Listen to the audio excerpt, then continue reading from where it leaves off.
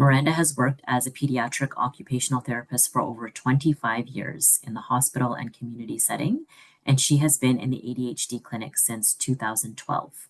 She has presented at CADRA, CADAC, and CHAD over the years. Over to you, Miranda. And so the learning objectives for this talk include gaining an understanding of the science behind self-regulation and what is really unique in the ADHD population, defining self-regulation, and learning some strategies that may be helpful in your own environment and in your own experiences. So this is a simplified drawing of the brain and some of the main areas that are active in self-regulation. So you'll see at the front there, at the top, the prefrontal cortex is the front part of your brain right behind your forehead. And it's responsible for many of the executive functions, including abstract reasoning, working memory, problem solving, decision making, planning what you're going to do, impulse control, conscious feelings, and emotional regulation. It has a lot of responsibility. And then just underneath that, we have the limbic system, which is responsible for processing our emotions and fears, identifying when there's a stressor, recognizing when there's a temptation, and also that there may be a need for self-control. So when we have big emotions or when a stressor or temptation is identified, the brain activates a stress response. So if it's a big emotion and a big stressor, we have a fight or flight signal. And so when our emotions take over, as you can imagine yourself when you have big emotions, the prefrontal cortex, that front part of our brain, really kind of shuts off a little bit. And Dr. McDermott, one of our other speakers, she's going to talk a little bit more later about what happens when someone's flipped their lids. And you probably heard that as well, when the front part of our brain is really turned off. The brainstem and the limbic system are working together in that moment to survive what it's perceived as a danger. So when the brain recognizes that the danger is over, then the prefrontal cortex can turn back on. And so self-regulation happens when the prefrontal cortex is able to exercise some self-control over the limbic system.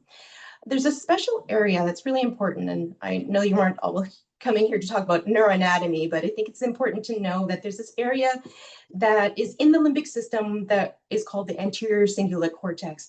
And it recognizes when a temptation is there and that you need some self-control. And it basically sends a signal to the prefrontal cortex saying, hey, alert, here are some of your choices. And I'll give the example of Halloween candy. You can eat the candy, don't eat the candy, or eat the candy later. And then your prefrontal cortex helps you make that choice, such as, well, just eat the candy now. There's some research that tells us that self-control is like a resource. So it gets depleted when we use it up. And what happens is we eventually will give in. So I don't know about you, but this Halloween candy, you keep on handing it out. And you have to exercise some self-control. And you think you're pretty good, but that temptation is there. You have the internal conflict. And by the end of that night of handing out Halloween candy, you have given in and you've probably had one or two or whatever's left over, and you continue to eat it maybe throughout the week. So what does this really mean for children with ADHD who are trying to hold all of this together? So there's a study by Shaw and Associates, and they looked at the brain development of children with ADHD and with children without ADHD. What they did was they measured brain maturation by the peak thickness of the cortex using MRI brain scans of over 400 children, comparing children from ages 5 to 20. And their study showed that there is a delay in cortical maturation of children with ADHD compared with typically developing children by 2 to 5 years. That's a lot, depending on the area of the brain, with a mean delay of around, like on average, 3 years of a delay. The most prominent delay was in the lateral prefrontal cortex. And as we mentioned earlier, that's the area that we need for executive functioning. And so the delay was almost 5 years of a difference. So all of this is, when we think of children with ADHD, they're developmentally behind. So it's not a matter of needing to try harder, pay attention more, or be more organized, or just have more self-control. It's because their prefrontal cortex is not developed yet, and they physically can't do it. And you can see visually, it's pretty apparent, but I'm going to show you a video here. So you can see there's the two brains. There's the ADHD brain on the left and the typically developing control on the right. The right side of the brain is the frontal lobe and the prefrontal cortex. The darker areas, as you can see, the dark purple in the typically developing is the more mature area of the brain. Then there's the light purple, which is a little less developed. And that white gray area is basically an area that is really not maturing yet. So I'll hit play here so you can see it. It's going to move. So right from the start, you can actually see when we started at age 6, there was already a difference.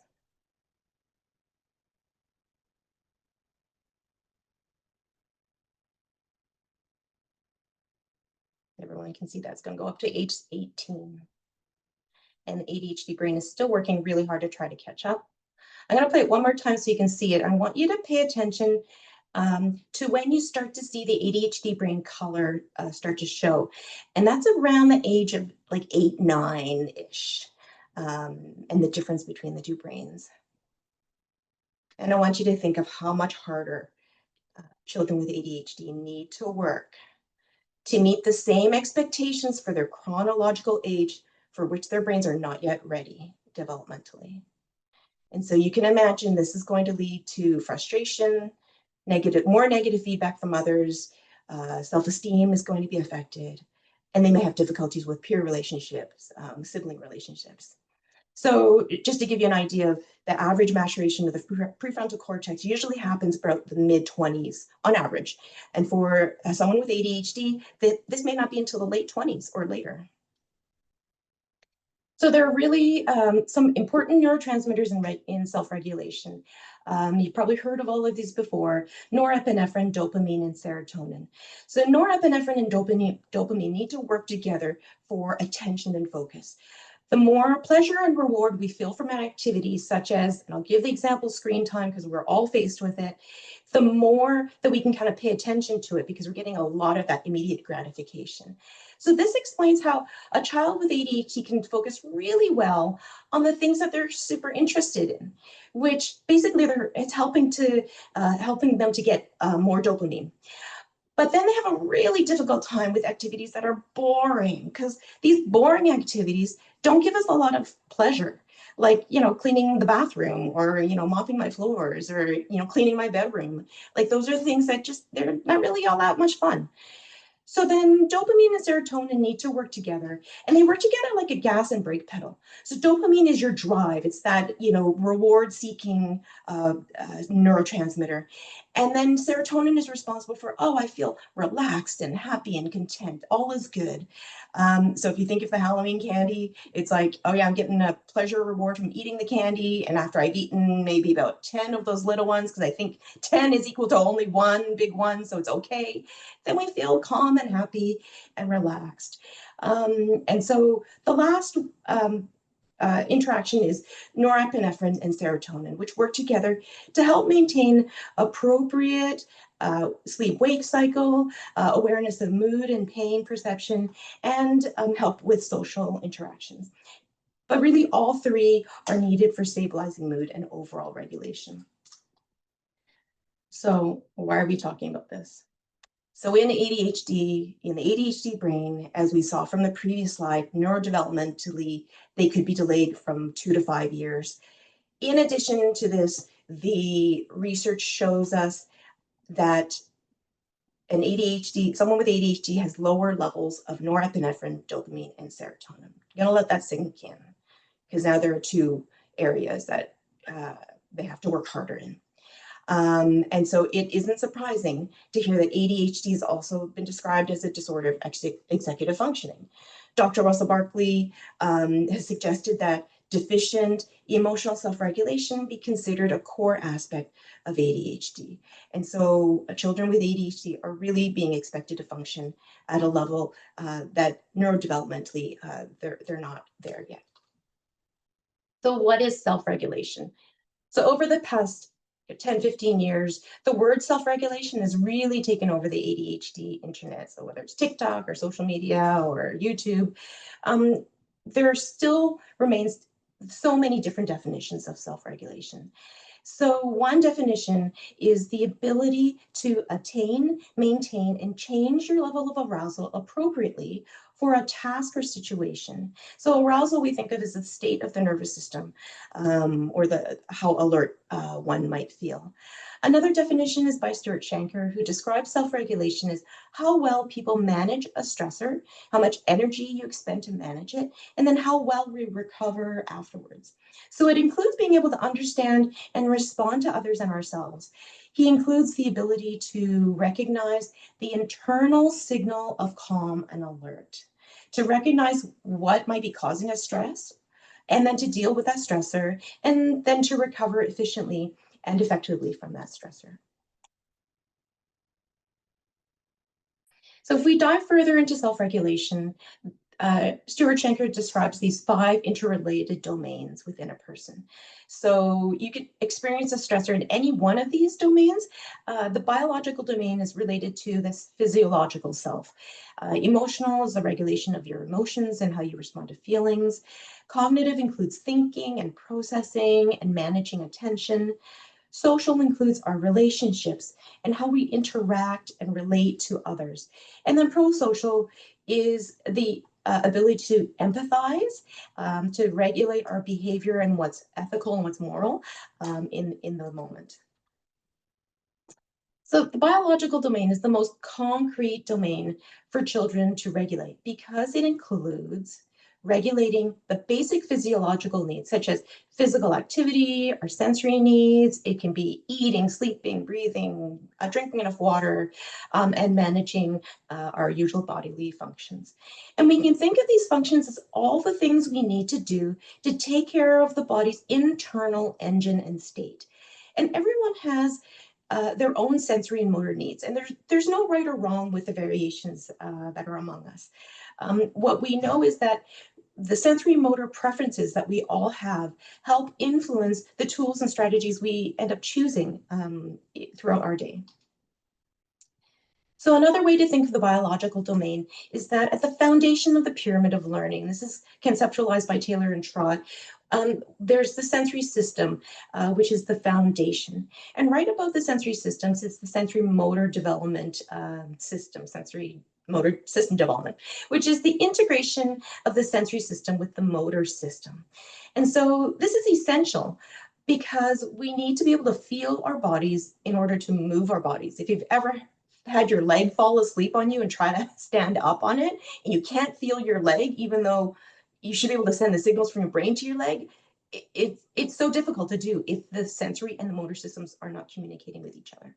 So as you move your way up the pyramid, at the very top is cognition and academic learning. And you can see within there's behavior and how we listen and pay attention. And so it would be difficult if this bottom part of the pyramid is unstable, if there's something that some need that hasn't been met. So I guess I must like pyramids. This is a self-regulation pyramid, highly simplified. Basically, the sensory motor self-regulation foundation includes that domain of biological and physiologically taking care of ourselves. And then we move up to the top. And you can imagine if there is something that isn't quite right, if I haven't eaten today and I didn't get enough sleep, that's my sensory motor foundation. And if I'm trying to emotionally regulate and learn something at school, and then also interact with my friends and be able to share and take turns, all of those things are going to be a little more difficult. So Williams and Schellenberger, for the last 20 to 25 years, have talked about social and emotional learning and how it's built on top of the biological sensory motor self-regulation. And they have a program that they've developed that is around sensory motor self-regulation. A child who is emotionally dysregulated and who doesn't have the sensory motor tools or that foundation or really know how to use these tools will struggle with regulating and recovering from an emotional stressor. So there's an assumption in many of the social and emotional learning programs, which are all individually fantastic and have their own merits, that the assumption is that a child has already achieved biological self-regulation, that they're already well regulated when they come in so that they can learn this new program and be able to learn their social skills and emotionally regulate. So Ng in 2024 explains that emotional regulation really relies on a person's ability to recognize the internal state, interpret what that internal state is telling us, such as I've eaten too many Halloween candies and I'm full and I should not have another one, but it's so small, it's wafer thin, what's one more? And then how do I respond to that? So if a child cannot reliably interpret these internal signals within their body, then the recognition of the emotional signals is almost impossible. So there are actually 8 senses I'm going to talk about here, and I know we all learned about 5 senses in school. So there is a few more that we've added over the years, or talk about more. There is the sense of your mouth, so oral sensory, it's your taste and textures. Move actually has 2 types of sensory organs. So the sensation of proprioception is the sense of your muscles and joints giving you feedback that your leg is standing up and your arm is moving in space. And then there's the vestibular sensation, which is that the organ is in your inner ear, and that sense of balance. And you change it when you move your head in space, or you go up or down, or you spin. And these 2 systems work together. And then there's touch or tactile, or the feeling of things. We hear this a lot. I've got to get the feel of it. I don't like the feel of that sweater. And then there's visual, auditory, olfactory, or sense of smell, and then interoception. So this is the internal sense that you have that there's hunger or thirst, or your heart is racing, or your temperature is getting more hot. And so this is really important in terms of being able to self-regulate from this foundation, the sensory motor self-regulation foundation. The sensory motor tools can be thought of as mouth and move, touch, look and listen, based on the alert program for self-regulation, which we also, you might have heard it as, how does your engine run? So the sense of interoception is that internal sense that helps us determine which of these tools should we use. Do I need a mouth tool? Do I need a snack? Do I need more? Do I need chips instead of chocolate now? Do I need a touch tool? Is it too cold? Is it too hot? So thinking of all those things, your sense of interoception helps you determine what you need. So there are 3 dimensions of interoception.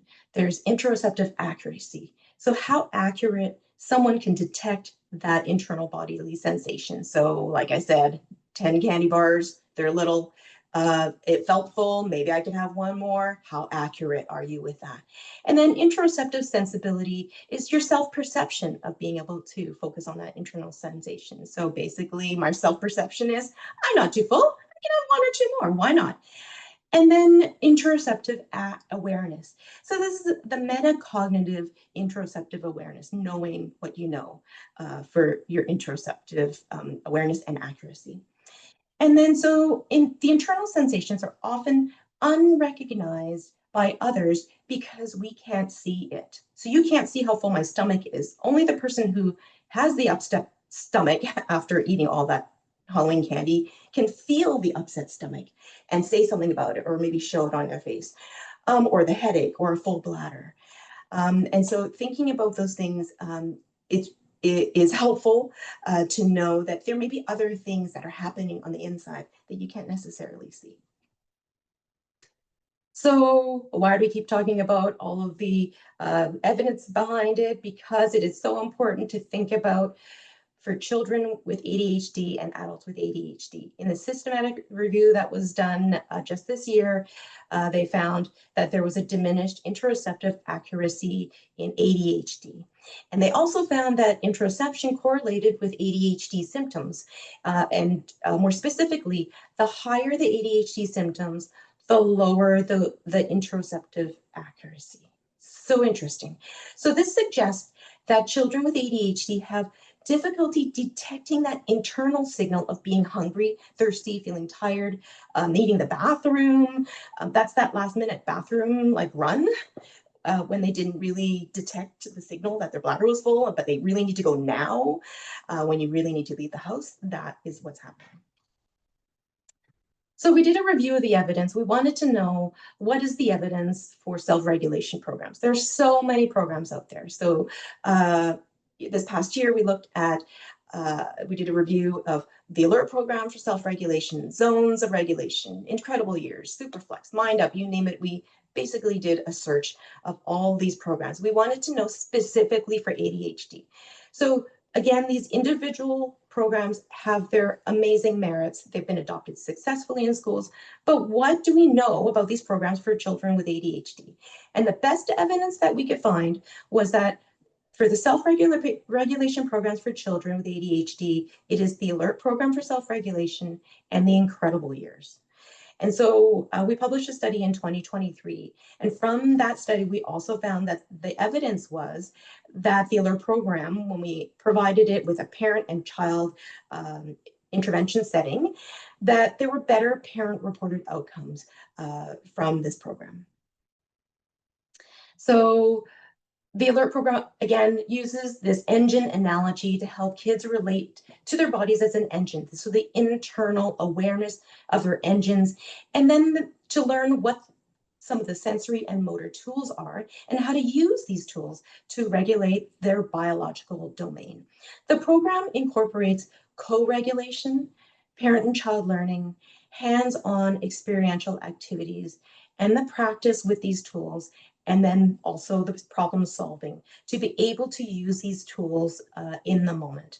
And one of the key components is the ability of parents to self-regulate in order for their child to co-regulate in the process. So children learn to respond to their environment by watching how their parents or teachers or others are responding. So think of a time when you responded with a big emotion or a reaction while you were doing something, and later you hear your child repeat the same response, every word of it, even though you didn't want them to, and it all comes out, and you kind of walk going, oh my goodness, I just said that.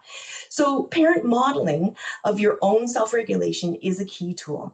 And it also provides the body doubling. So body doubling is when you are doing something with someone else, and this picture illustrates that we do a better job when we have someone with us to do that, especially if it's something that's new that we don't know how to do, or something that's difficult. We do better when we have a buddy. So this is a process. So self-regulation, it starts with this check engine, or the awareness and accuracy of the internal body engine. The next step is recognizing when things are not just right. So I have this meme up here. I didn't make it. I don't have the tech ability to make memes, but there you go. I can do step 1 and 2. I can figure out that my car is not running well because the check engine light came on. And I can do what this guy's doing in the picture. I can open the hood, I can look at it, and I can say, yes, something's not right. The engine came on. Okay, step 3, can I determine what the tools are?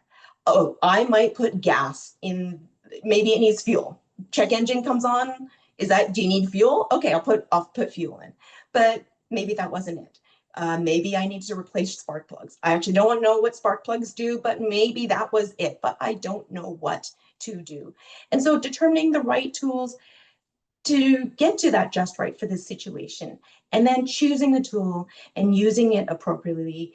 And then what happens usually, if you take your car to the shop, they usually check it for you. They do all these things and then they recheck, did that work? So I would have rechecked, I put fuel in, turned the car on, check engine light is still on, it didn't help me. So this is a process. You can give me all the tools that the mechanic has in the garage, but I will still probably put gas in the gas tank because I know how to do that. And I have no idea what to do with spark plugs. So think of the process. So mouth tools are extremely helpful in self-regulation. Mouth tools include snacks, drinking, chewing, sucking on something, breathing, to name a few things. The brain really needs the sugar throughout the day to function. Not to say that you need to just eat plain sugar, but the sugar from the food that we eat. So snacks and drinks help provide that just basic fuel throughout the day. This systematic review looked at 22 studies about gum and found that there were positive effects of chewing gum on attention, particularly a sustained attention, which is needed for boring activities. Over half the studies showed that chewing gum helped increase alertness, help improve mood, and also help to relieve stress.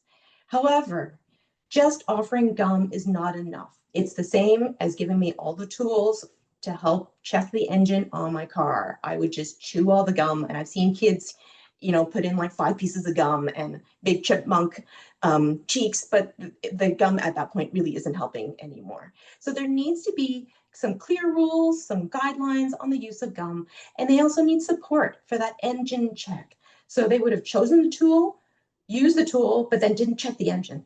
They didn't double check, is it still working? And so thinking about rechecking to be able to use it appropriately.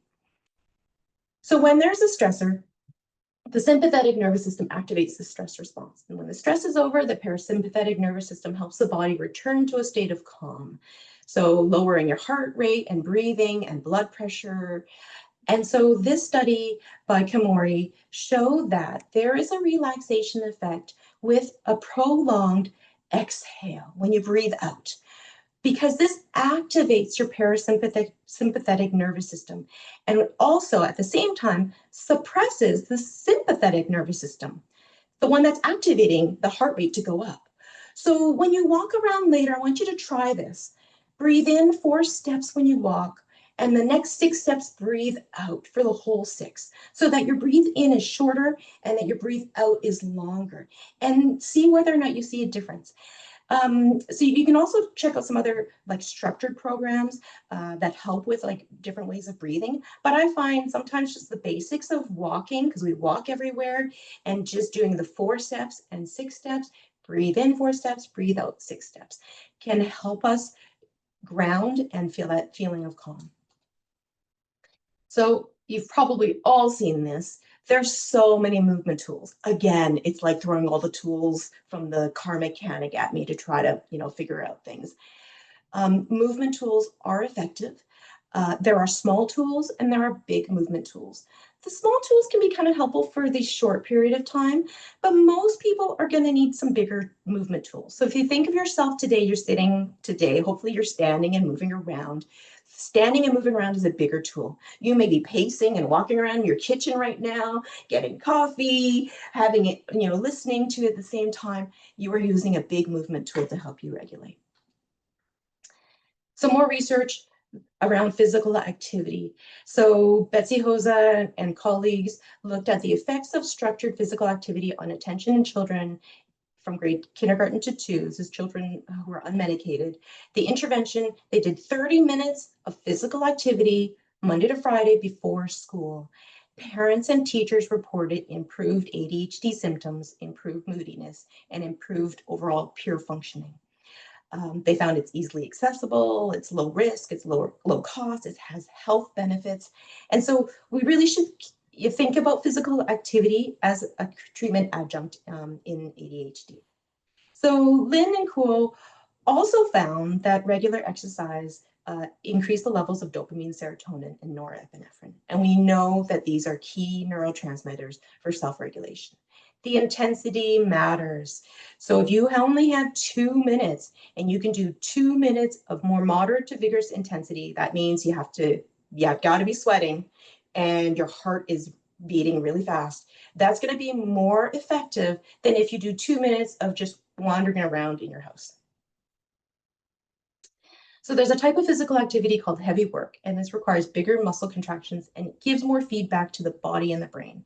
So short bursts of heavy work can give us longer lasting effects with dopamine, norepinephrine, and serotonin. So that goes back to the 2 minutes that you've got. You can do 2 minutes, you can do 20 to 30 wall push-ups or floor push-ups, and that's going to be more effective than a 2-minute gentle walk around your house. So there are some touch tools. We have weighted animals, we have massage, hugs, leaning on things, blankets. Proprioception and deep pressure is a touch tool. And they're tools because they can be calming to the body because it releases serotonin. So think about this type of deep pressure that you might use for yourself, that at the end of the day, you get wrapped up in a blanket and you kind of sink into your couch and it's calming and relaxing. So fidget tools, we're going to talk about fidget tools. So not everybody needs a fidget tool, but a little while ago, I don't know if you were during that craze of like fidget spinners and everybody wanted one. It's like every kid now suddenly was like, I have ADHD, I need a fidget spinner. Or did they really? There's a lot of fads that go around. And some of these tools are good if for some people, but not good for everybody. And it could be good for a little while, and then you just wouldn't use something like that all day long. You would usually like use something and then switch to something else. So that's one of the keys, is making sure that there's a rotation of different fidgets that you know work for your child. Keep it fresh, keep it interesting. It needs to be small, quiet, and have a moving part. If the fidget tool is distracting, then it has now become a toy, just like all the other fidget tools that we buy. I don't know, I have a whole stack of them in my house. They end up in like everywhere and they're not actually being used anymore. So more fidget tools. Honestly, I think there's just such a market out there. I put these out there because, yeah, it is kind of cool to check out some of these new fandangled things that you can order online. You can go to different toy stores and check them all out.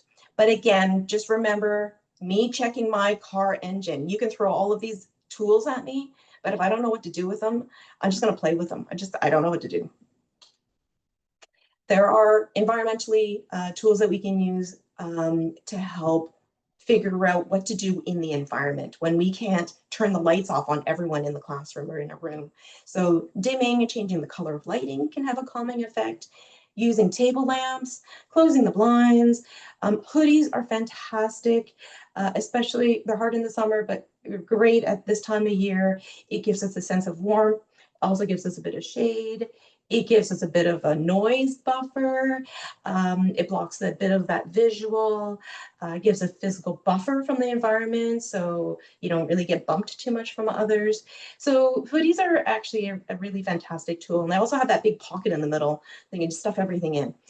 And so there are other tools for noisy environments. So think of having music in the background. Some people like silence. Some people just need to leave the room, have quiet space, and then return.